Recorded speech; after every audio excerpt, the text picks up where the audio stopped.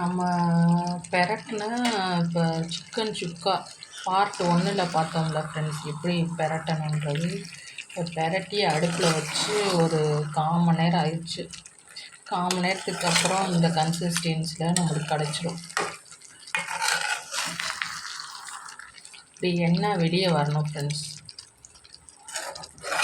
நல்லா மூடி போட்டு இப்படி வடைச்சட்டிக்கு ஏற்ற மாதிரி மூடி போட்டு நல்லா ஸ்லோலே வேக வைக்கணும். ஸ்பீடில் வச்சா பிடிச்சிரும்.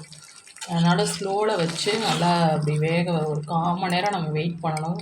1/4 மணி நேரம் 20 நிமிஷம் கழிச்சு பார்த்தீங்கன்னா இந்த மாதிரி வெளியே எண்ணெய் தனியாக வந்துடும் ஃப்ரெண்ட்ஸ். இப்போ நம்ம இந்த சிக்கன் வாங்கின ரேட்டு பார்த்தீங்கன்னா, இப்போ 1/2 கிலோ சிக்கன் வாங்கியிருக்கோம் 120 ரூபா.